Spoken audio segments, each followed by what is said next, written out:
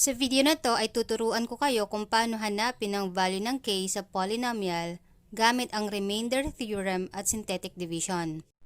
Example number 1, if the remainder of x cubed plus kx squared minus 25x plus 30 when divided by x minus 1 is 9, find the value of k. Gamit ang remainder theorem, isubstitute natin yung constant value na r, which is positive 1, sa p of x. Yan ay p of 1 is equal to 1 cube plus k times 1 square minus 25 times 1 plus 30, which is equal to 9. Since p of r is equal to the remainder according sa remainder theorem. Simplify. 1 cube is 1 plus 1 square is 1 times k, it's 1k or simply k minus 25 times 1 is 25 plus 30 equal to 9. K, then combine constant numbers. 1 minus 25 is negative 24 plus 30 is positive 6, which is equal to 9. Then k is equal to 9 transpose 6, so minus 6. 9 minus 6 is 3. So ang value ng k natin ay positive 3. Ngayon naman ay gamitin natin ang synthetic division para ma-check kung ang k nga ba ay equal sa 3. So una, isulat natin lahat ng numerical coefficients ng polynomial. So meron tayong 1 as numerical coefficient of x cubed, k numerical coefficient of x squared which is unknown, negative 25 numerical coefficient of x, then constant which is 30. Ngayon, ang value ng r natin ay 1. Next natin, bring down the first numerical coefficient or the leading coefficient 1. 1 times 1 is 1. K plus 1 is k plus 1. Hindi siya 1k or k. Ngayon, k plus 1 times 1. K times 1 is k. 1 times 1 is positive 1. Kapag nag-a-add ng ganito, ang ipagsasamahin nyo lang dyan ay constant numbers. So, yan ay negative 25 plus k plus 1 is k. Then, yung constant, negative 25 plus k is negative 24. Then, ganun ulit, k times 1 is k. Then, negative 24 times 1 is minus 24. So, k, then 30 plus negative 24 is, we have positive 6, which is, ang remainder ay equal sa 9. Remember, yung nasa last term kapag gumagamit ng synthetic division ay remainder. Now, to find the value of k, just transpose 6 to the other side of the equal sign. So, yan ay minus 6. Which is equal to 3. Ngayon, since k is equal to 3, then using remainder theorem through substitution, where r is equal to 1 and k is equal to 3, so ang equation natin ay p of 1 is equal to 1 cube plus 3, which is the value of k times 1 raised to 2 minus 25 times 1 plus 30. Then simplify 1 plus 3 times 1 square is 3 minus 25 plus 30.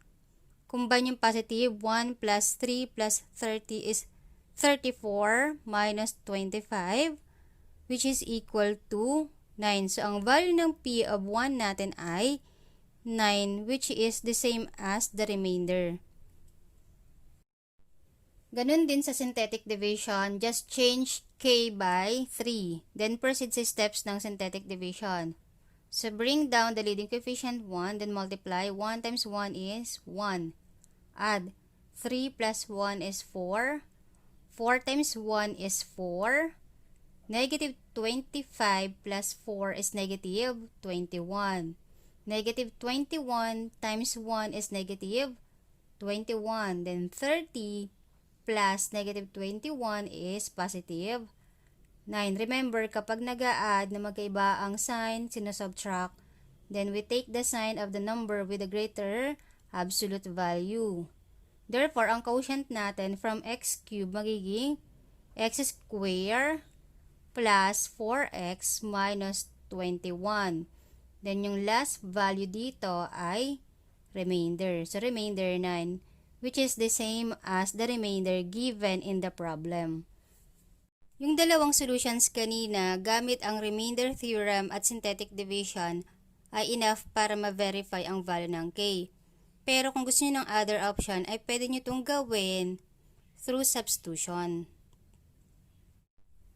Example number 2, find the value of K for which x minus 2 is a factor of x cubed plus 5x squared plus kx minus 12. Since ang divisor ay factor ng dividend, ibig sabihin, x cubed plus 5x squared plus kx minus 12 is exactly divisible by x minus 2. Or, the remainder is equal to 0. Gamit ang remainder theorem, isubstitute natin yung value ng r which is equal to positive 2 sa polynomial natin. So, P of 2 is equal to 2 cubed plus 5 times 2 square plus k times 2 minus 12 equal sa remainder which is 0. Now, simplify. 2 cubed is equal to 8 plus 5 times 2 square. Ang 2 square ay 2 times 2 which is 4. 4 times 5 is 20 plus k times 2 is 2k minus 12 equal to 0. Ngayon, 2k,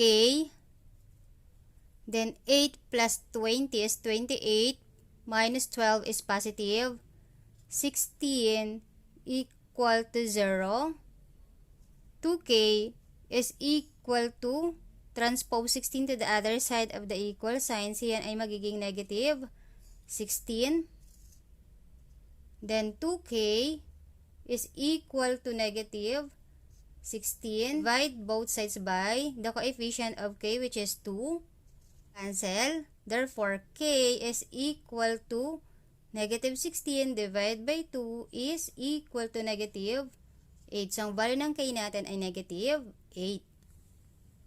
Ngayon, i-verify natin ang sagot na k is equal to negative 8 gamit ang synthetic division. So, coefficients 1, 5, k, negative 12. Ang value ng r natin ay 2. So, first bring down 1. 1 times 2 is 2. 5 plus 2 is 7. 7 times 2 is 14. K plus 14 is k plus 14. The next, k times 2 is 2k. 14 times 2 is positive 28. Ngayon, 2k, then combine negative 12 plus 28 ay positive 16. Then equal sa 0 since ang remainder ay 0. So, 2k is equal to transpose negative 16. 2k is equal to negative 16. Kagaya lang kanina, divide both sides by 2. So, cancel. K is equal to negative 8.